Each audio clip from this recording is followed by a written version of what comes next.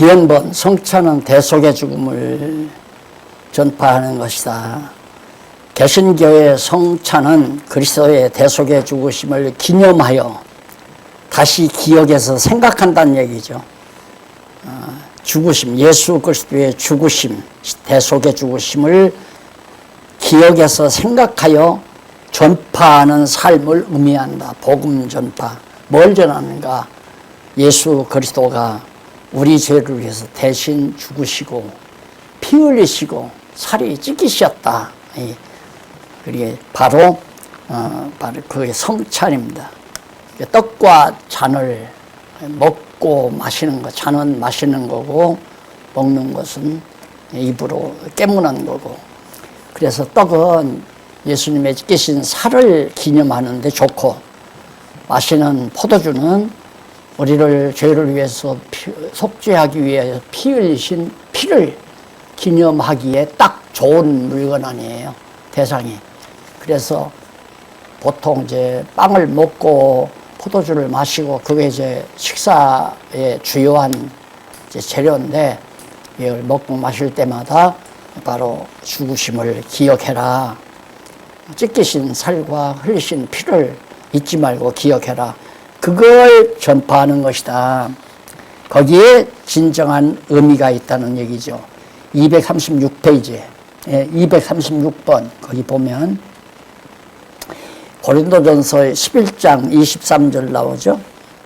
내가 너희에게 전한 것은 주께 받은 것이니 곧 주 예수께서 잡히시던 밤에 떡을 가지사 축사하시고 떼어 가라사대 이것은 너희를 위하는 내 몸이니 이것을 행하여 나를 기념하라 하시고 19회 또한 이와 같이 잔을 가지시고 가라사대 이 잔은 내 피로 세운 새 언약이니 이것을 향하여 마실 때마다 나를 기념하라 하셨으니 너희가 이 떡을 먹으며 이 잔을 마실 때마다 주의 죽으심을 오실 때까지 전하는 것이니라. 그리스도의 복음을 전하는 한 방법이 바로 예수님께서 6월절 식사죠. 의식을 행한 게 아니라 6월절 절기 때 먹는 식사를 준비해서 먹고 마시면서 예수님이 실제로 이제 설명한 거란 말입니다. 6월절 양으로 내가 죽는다.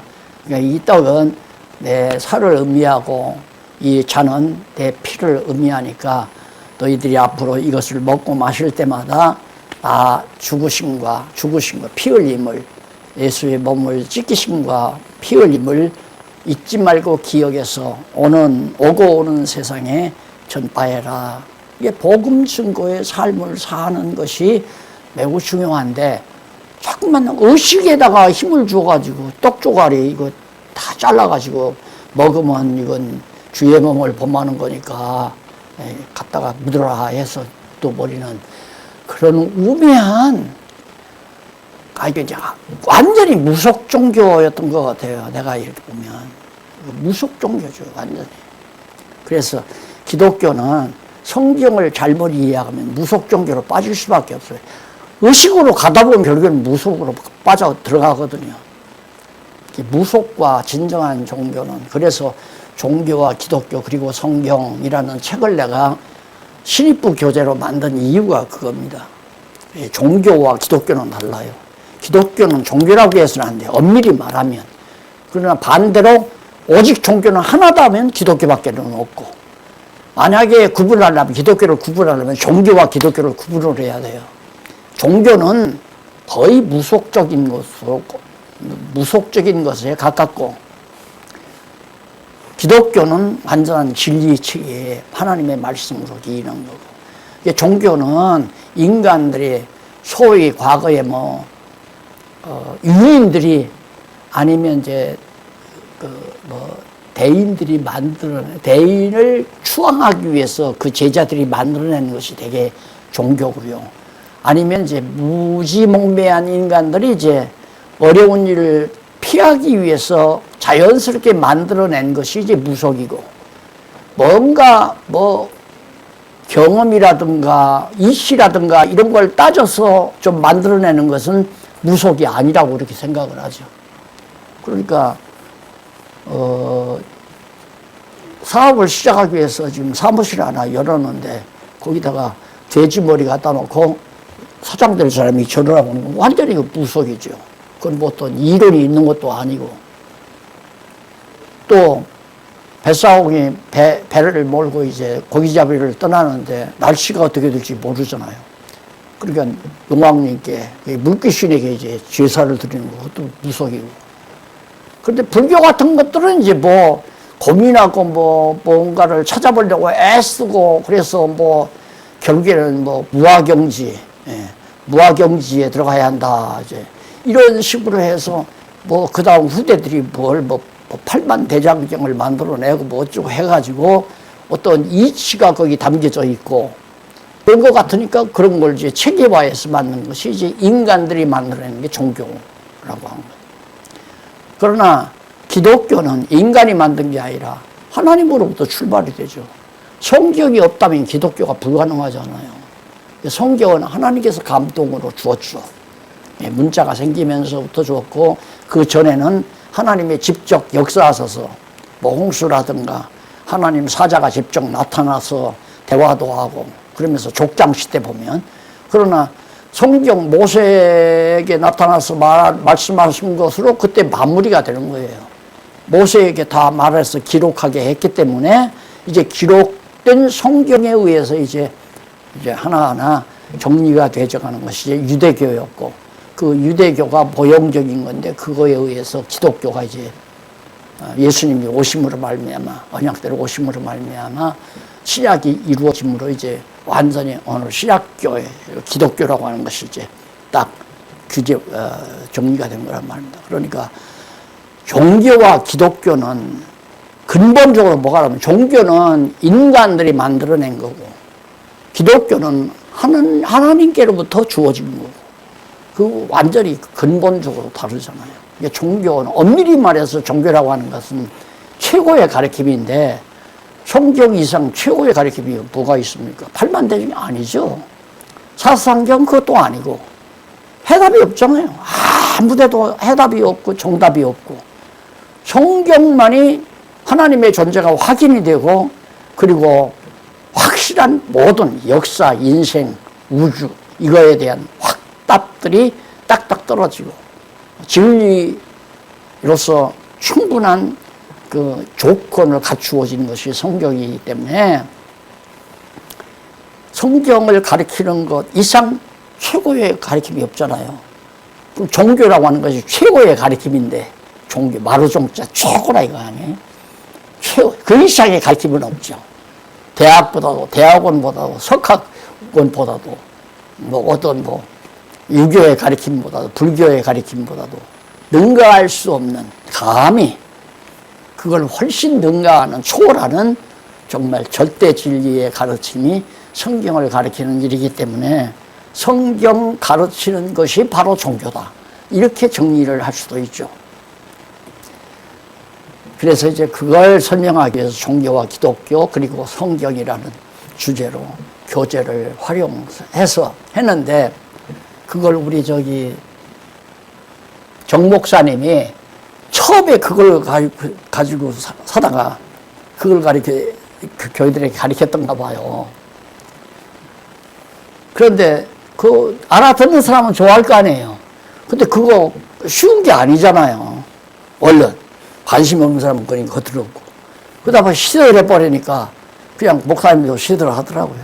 그거 딱 가르쳐서 교인들이 확 다 막 깨닫고 자꾸 늘어났다만 우리 정 목사님도 지금 이 자리에 계실지 몰라. 완전히 중간에 떠나시더라고요. 그래서 그 다음부터는 나도 잘 연락을 하면, 내가 연락을 하면 누구든지 부담스럽잖아요. 좋아하시는 분도 있지만, 근데 좋아할지 부담스러울지 그걸 어떻게 알아요? 내가 연락을 하면 왜 공부 안 하십니까? 할까봐 부담스럽기도 하고, 또 내가 오라고 하면 와서 내가 밥 살 테니까 오라고 해도 안 온다니까. 내 밥 먹기가 부담스러워. 그래서 이게 혹시 그냥 의기투합하자는 얘기로 듣나 싶어가지고 그다음부터는 이제 전화 안 하는 거 이제 습성이 됐어요. 아, 부담 주지 말아야겠다. 가끔 무난 전화라도 하면 그걸 그냥 같은 친구로서 같은 동력자로서 그냥 교제 나눈다라고 가볍게 생각을 해 주셔야 하는데 그게 아니라 왜 요즘 공부하러 안 나오십니까? 이렇게 자꾸 독촉할까 봐서 그냥 무난 편지 전화를 해도 아 요즘 바빠서 뭐 좀 변명을 해요. 아 내가 공연히 부담만 드렸다. 그래 아까 내가 한 얘기야. 결국엔 목회라고 하는 건 내 사람 만드는 수작이더라. 과거 목회라고 하는 것이. 예. 그러면 너 박 목사 너도 이렇게 가르치는 거 네 사람 만들려고 하나? 나는 그건 아니에요. 해도 좋고 안 해도 좋고. 왜? 내 사람 만들려면 반드시 해야죠. 그러면 전화라도 해서 왜 안 나오십니까? 아 이정춘 목사님도 안 와도 전화 안 하잖아. 왜 오늘 빠졌냐고. 안 해요. 왜 자꾸 오라면 이정춘 목사님 내 사람 만들까 봐서 그 양반도 다 세상 살았는데 나는 자기 사람 만들고 싶지 내 사람 되고 싶겠어요?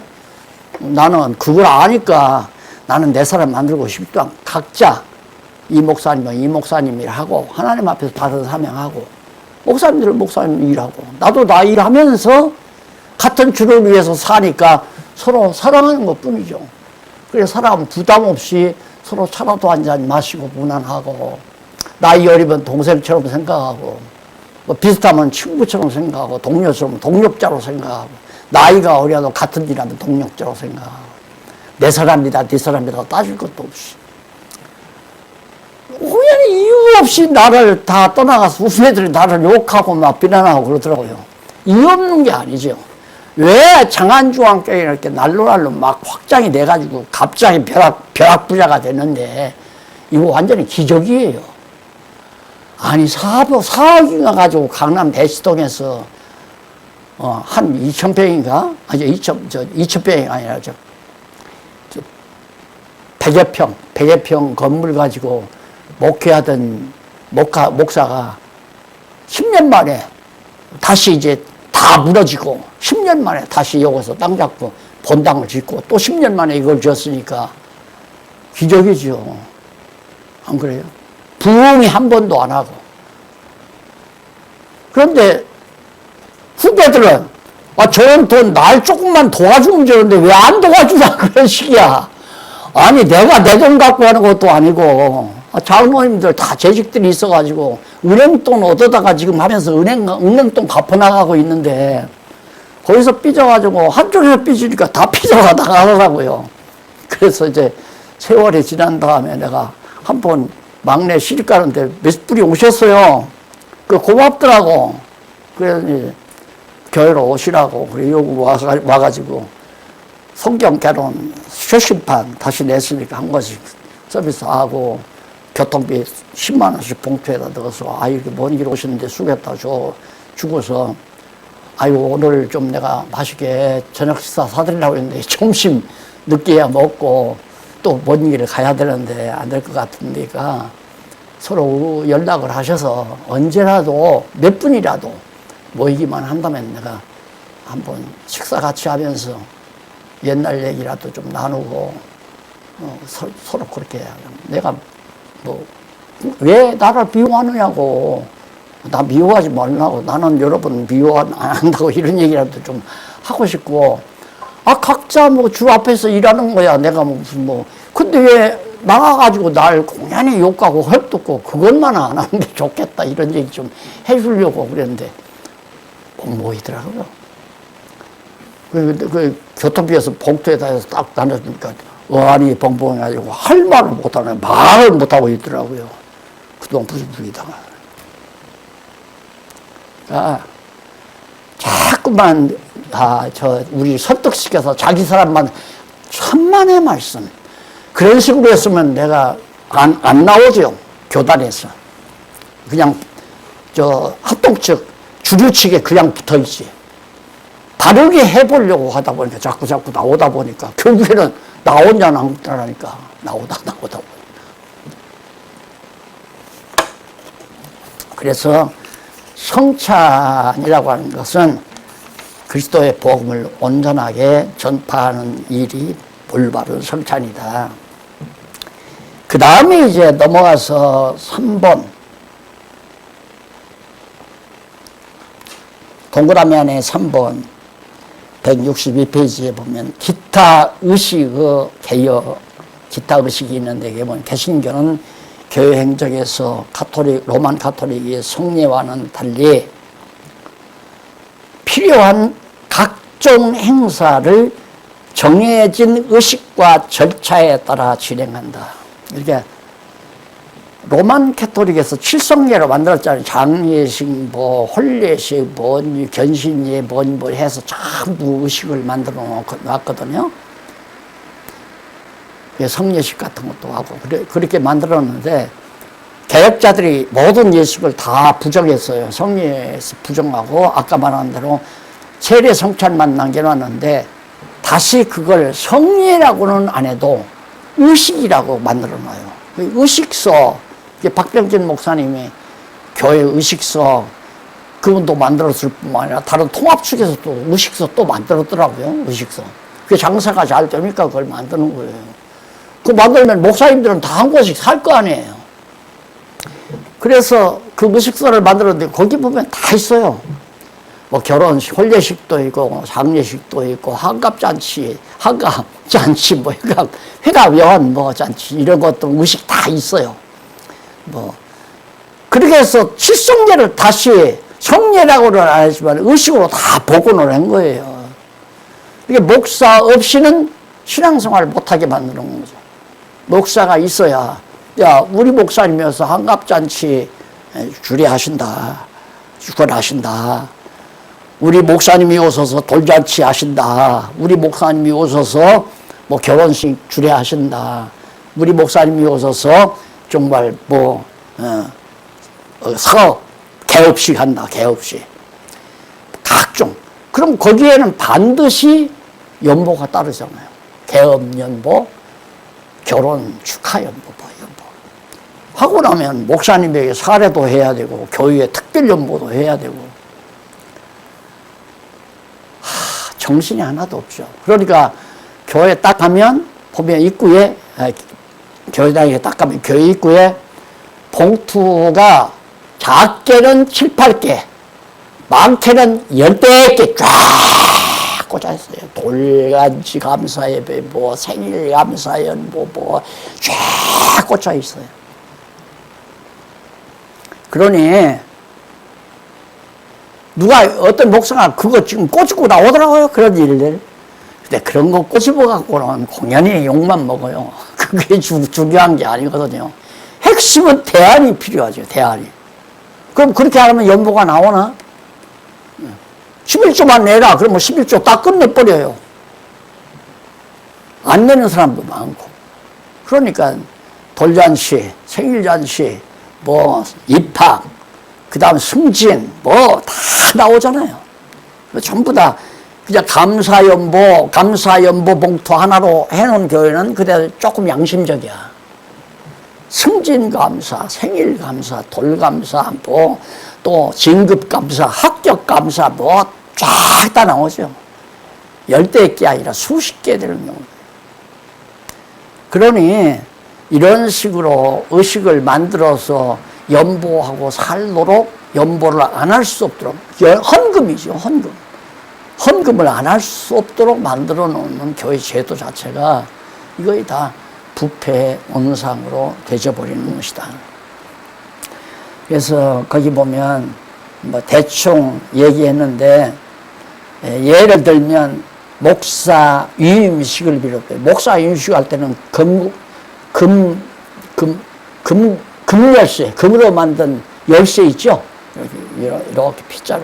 그거 특별히 만들어야 돼. 5돈짜리 만들어야 돼. 근데 나는 안 받았어요. 내가 못하니까. 5돈짜리도, 돈 많은 데는 10돈짜리도 하고. 그래, 그런 거 죄서 하나 건너주고. 성부, 성자, 성령의 이름으로 이 교회 모든, 준동화 하면서 이제, 노회장이 와서 금열쇠, 금으로 만든 열쇠. 이게 열쇠는. 그러니까 로만 캐톨릭이랑 똑같은 거예요. 로만 캐톨릭이 바로 그 짓을 하거든. 사도 베드로가 열쇠를 예수님에게 받았는데 그 베드로가 2대 교황에게, 그게 1대 교황이니까 2대 교황에게 준 거다. 그걸 받아가지고 또 주고, 받아가지고 주고. 그래서 비롯한 장로 장립식 또는 집사 안수식, 각종 취임식 및 이임식 등이 있다. 그리고 교회당 기공식과 준공식 또는 헌당식 및 입당식 등도 있다. 이러한 교회의 행정상 필요한 각종 예식들이 지나친 허례허식으로 인해 많은 부작용을 낳는다. 곧 허례허식의 각종 예식들은 교회의 직분을 세속적인 벼슬이나 권력으로 착각하게 한다. 그리고 성도들 사이에 시기와 질투와 경쟁의식을 조성한다. 왜 과거에 석차를 매겼나 학교에서 1등, 2등, 3등, 4등 질투하게 해서 막 따라먹게 하려고. 그게 발전이라고 말하는 건 경쟁을 붙여야 발전한다고 해요. 축구가 발전하는 건 축구 경쟁이 막 축구 선수, 좋은 선수는 막 몇백억씩 연봉이 이런 식으로 하니까 막 자꾸 붐이 일어나고. 요즘 우리 한국에 또 축구붐이 일어나서 주먹만한 것을 또 공 다 가지고 다니면서 그거 늘 굴리고 돌아다니고 난리더라고요. 공원에 가보면. 이제 교회도 그런 식으로 경쟁의식을 붙여서 생각해 보세요. 딱 장로가 딱 되고 보니까 막 축하금이야, 뭐 축품이야, 꽃다발이야, 막 수북이 큰 교회 같은 데는 막 그 접수처가 따로 있잖아요. 딱 어느 장로님 접수처에는 막 수북이 쌓이고 어느 안수집사 자리에는 그냥 봉투만 몇 개, 꽃다발하고 봉투 몇 개 더 쌓이고. 그런 데서 나도 이거 장로가 되었구나 이런 생각이 일어나게 돼 있죠. 아유, 저 대치동에서 새 얻어서 할 때는 별로 몰랐어요. 저 장안동서 처음 할 때는 나이가 점점 들어가서 아이고 이제 집사님 권사일을 좀 하시면 어떻겠어요? 안 해요. 왜? 권사는 늙으리. 나도 듣기 싫다. 안 한다. 죽어도 안 한대. 권사 안 한대. 여기를 딱 이사 오니까 여기가 아니라 대치동에 가서 이제 큰 장안동서를 안 한다고 동안 대치동 가서 이제 한 80평짜리 큰 공간 얻어가지고 몇백 명씩 오니까 그때는 딱 하더라고요. 그 다음에 여기 오니까 이제는 싸움이 벌어져, 싸움. 선거운동이 벌어지고 그냥 서로 권사되고 서로 장로되고. 이래서 목회가 되는 거구나. 그거 싹 없어버려. 꽃다발이야 선물 봉쇄가 보통이 아니에요. 우리 저 본당 가면 딱 입구 로비가 있잖아요. 쫙 로비가 거기 쫙 임직자들 머리 다 팻말 써붙여서 접수처가 따로 있어요. 선물 와서 접수하라 이거예요. 그 앞에 쑥쑥 선물 쌓이고 봉투 쌓이고 축하금.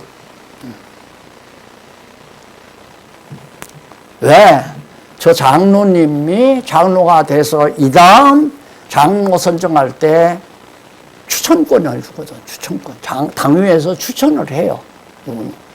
투표를 해가지고 3분의 2 이상의 장로님들이 환영하는 사람을 후보자로 정해놓고 이제 이렇게 완전히 세상 정치하듯이 그렇게 한 거지 뭐. 나 행정 잘해요. 교회 헌법, 교회 정치학 만점 맞았다니까요. 단계별로 여전도에도 기본 그냥 지혜, 그 다음 중간 단계 지혜 몇 개 밑에서 중간 단계 또 중간 여전도회 회장, 그 다음 전체 총 여전도회 회장, 남전도회도 마치 그런 식으로. 그러니까 올라가야 밑에서 회장으로서 하면 조금 더 잘해서 권사님들에게 이제 회장단에서의 눈에 들어와야 추천을 받아. 그래서 거기서 투표를 해가지고 이제 올라오고. 그러다 보니까 그게 설복이 되는 게 아니라 막 정보가 설 거 아니에요. 안부계가 자기 찍어달래. 그러니까 또 그 말 들은 사람은 너 왜 선거 우승해가지고 너 그 사람들은 또 이런 싸움이 벌어지는데 감당을 못하겠더라고. 누구 편 들어 내가. 그러니까 이게 목사가 신권을 휘둘러야 돼요. 목사가 임명해버려야 돼. 딱딱. 임명하고 절대 목사 말 순종 안 하면 벌받아. 이렇게 길러놔야 교회를 잡아요. 그러니까 몇만 명 이렇게 목회하는 목사님은 카리스마가 있어야 돼요. 신권 있어야 돼요. 그거 아니면 안 돼. 그리고 나는 내가 신이 아니라는 거 다 아는데 내가 어떻게 신권, 그건 내가 못하잖아요. 억만금을 준다고 해도 나는 못하니까 그건. 내가 나를 아는데. 그러니까 이거 아니다. 성경에 이런 거 없는데. 그래서 완전히 탈퇴해버리고 개혁 시작한 거죠. 이렇게 편안하고 좋은 걸. 우리 나하고 동반자가 일생 같이 사는 집사람이 그래요. 일생에 지금이 제일 행복하대요. 왜 그러나? 목회 도중에는 자기 의사대로 산 적이, 행동해 본 적이 없대. 다음에는 무슨 행사, 거기 가서 앉아서 구경이라도 해야지, 저기 해야지. 여전도에 무슨 있다니, 안다, 사모가 안다. 항상 그게 바쁘지, 살림해야 되지. 이거 내가 이게 무슨 짓인가. 자기 삶이 없었다는 거예요. 근데 지금은 완전히 다. 이제 하나도 없으니까, 누가, 목사님 혹시 신방 하는데 같이 하실 수 있어요? 아, 그러면 같이? 아주 요즘에는 기쁨으로 가더라니까. 그전에는 신방 가지 마요. 설레설레. 하고 싶어서 하니까 죽었죠. 그래서 교회 행정의 이 허례의식은 반드시 교인들로 하여금 분쟁을 일으키게 하고 시기 질투를 낳게 만드는 결과를 가져온다. 그 다음 이은 넘어가서 가정행사. 그 허례의식 가운데 이제 기타 의식인데 교회 행정에 허례의식이 있고 가정행사의 허례의식이 있어요. 가정행사는 성도들은 가정행사로 맞이하게 되는 각종 의식을 치러야 하는 경우가 많다. 그건 뭐 하나의 이제 전통적으로 내려오고 관습적으로 내려오는 거 해야 되잖아요. 야, 아무개 자녀들이 합심해서 저 어머니 아버지 뭐 칠순잔치라고 또 육순잔치라고 유럽 여행 시켜줬단다. 은근히 그렇게 하잖아요. 그러면 그거 안 하면 불효자 소리 들으니까 안 할 수가 없잖아요. 솔직히 우리 어머니 아버지들 어디 해외여행 못 다녀봤잖아요. 어디 구경도 제대로 못 다녀보고. 그러니까 부모님 그냥 돈 어떻게 전략해서 여행비라도 해가지고 어머니 아버지 제주도 3박 4일 다녀오세요. 가서 좀 제주도 구경도 하시고요. 그거 효자야. 그 소문이 동네에 쫙 퍼지니까 안 할 수가 없잖아요. 지금은 야 필요 없다. 안 간다. 너들이나 다녀와라. 안 가죠. 나보다도 안 가요. 무슨 육순잔치도. 처음에 제 생일잔치를 예전도에서 하더라고요. 대치동에 있을 때. 그 뭣도 모르고 그냥 예전도에서 목사님 그냥 위로한다고 수고하셨다고 생일잔치 해주니까 생일잔치면 내가 먹습니까? 자기애들 잔치에서 자기네들 와서 다 같이 먹으니까 그냥 내버려 뒀어요. 그랬더니 가만히 보니까 은근히 장로님들도 교회에서 생일잔치를 하려고 하는 거야. 그 질투가 난 거예요. 아하, 이러다가는 장로님들 하게 되면 권사님들도 하려고 그럴 거고, 안 해주면 삐질 거고, 그럴 거 아니에요. 내 생일부터 싹 없애버려. 절대 다음해부터는 목사 생일잔치 없습니다. 그리고는 이제 얼마큼 지나서 여기 와서는 내가 생일턱을 냈죠. 생일이 되면, 그때는 밥을 다 해 먹을 테니까, 딱 생일 무렵쯤 되면 이제 돈 마련해가지고, 이제 두식비 다 해서, 딸들도 있고, 그러니까, 딱 해가지고, 밥을 독다리에서 해가지고, 교인들 점심 대접 다 하고, 그래서 없애버렸어요. 그러니까, 그렇게 하니까, 누가 막 장로님들이 생일잔치 한다고 목사님 오셔서 행갑잔치 예배 드려주세요. 칠순잔치 해주세요. 그런 거 없어요. 가만히 보면, 장로님이, 안 보여. 가만히 봐. 생일이. 그때는 벌써 자녀들이 그냥 어떻게 돈에서 유럽 여행을 간다든가 제주도를 보냈다든가 그런가 보다 하고. 알아보려고도 안 하죠. 그렇게 조용히 지나죠. 그런 의식이 목사가 가정 행사에 끼어가지고 돌잔치를 한다거나 생일잔치를 한다거나, 근데 결혼주례만은 그건 결혼식은 해야 되니까 법적으로. 그래서 그것은 이제 하는데, 지난번에 와서 보셨으니까 알지만 교회가 주관을 안 해요. 그냥 교회는 경건에만 주관하고, 결혼식은 그냥 그 시대 풍습 따라서 알아서 하라고. 1부, 2부, 3부로 하잖아요. 경건에 모였으니까, 성도들이 모였으니까 신랑 신부 나오기 전에 잠깐 장로님들이 이제 경건에 하고, 여기 장로님들이 경건에 하니까, 장로 권사님들이 경건에는, 목사는 성경만 가르치고, 경건이 끝나고 성경 공부하니까 그때 목사가 성경 가르치고, 그래서 경건에 마치고 그 다음 결혼 예식은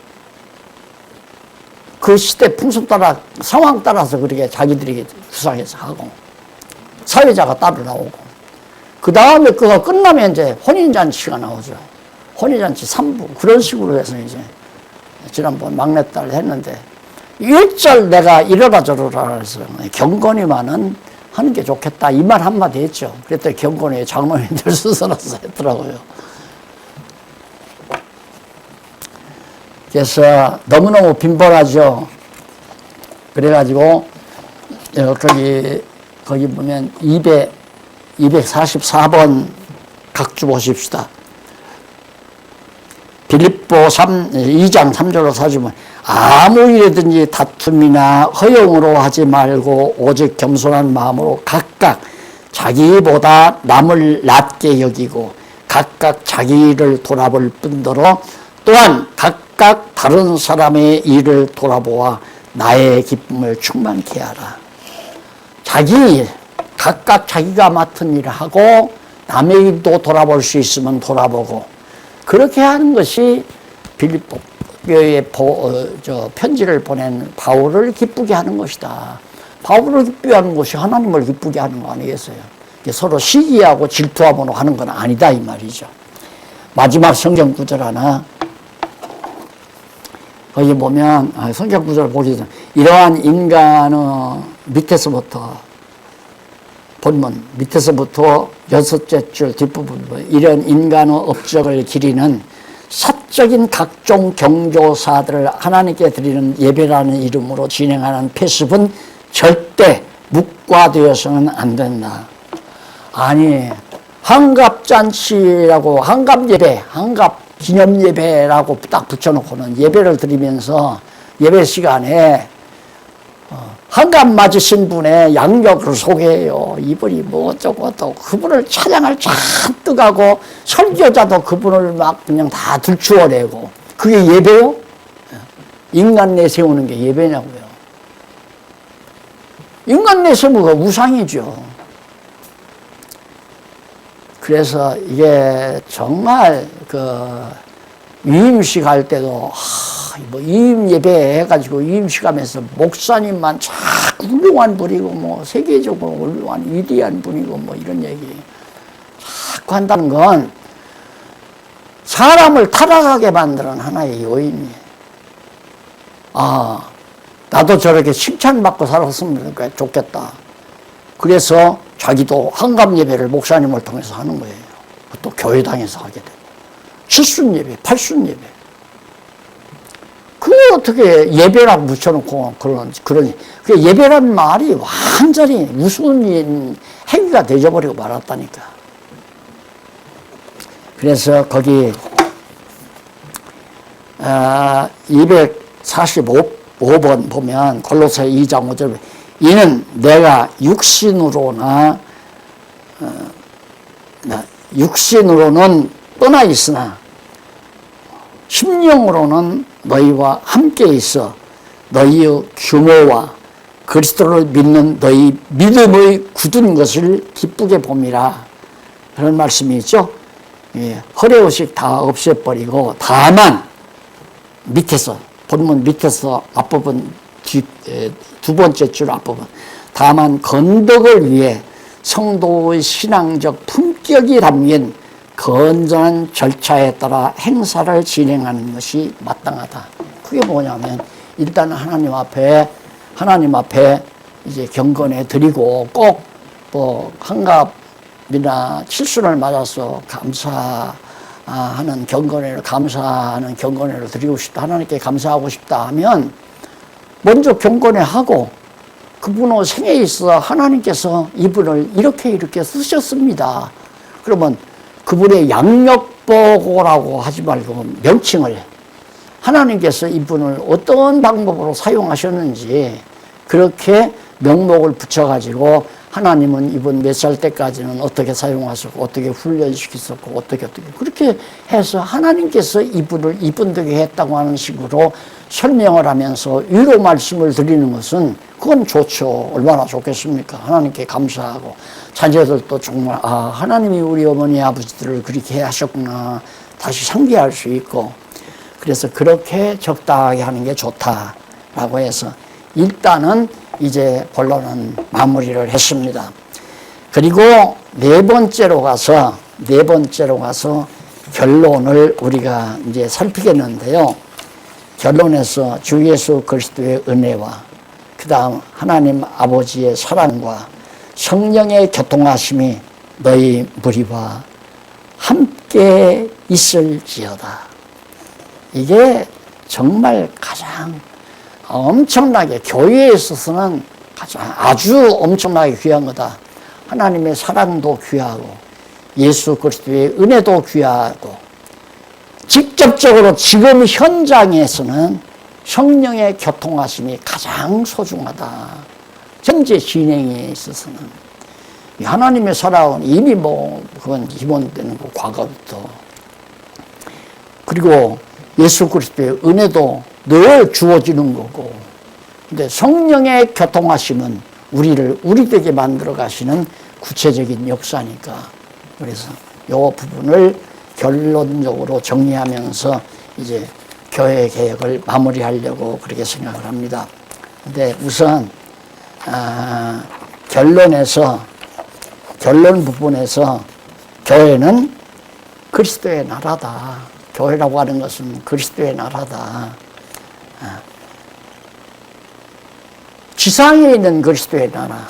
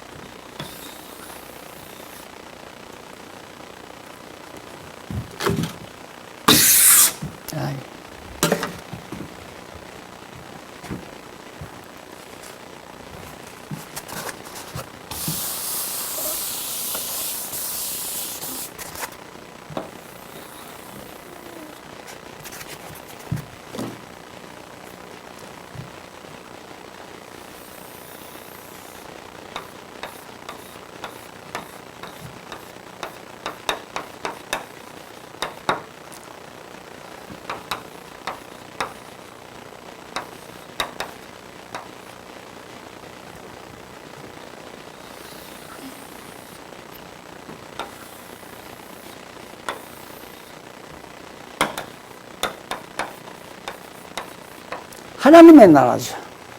이건 지옥이고요. 왜? 사단의 권세를 집어넣는 사단의 권세가 장악하는 곳이냐? 지옥 아니에요. 하나님께서 천국과 지옥을 다 장악하시거든요. 그러면 지상의 나라는 바로 이거죠.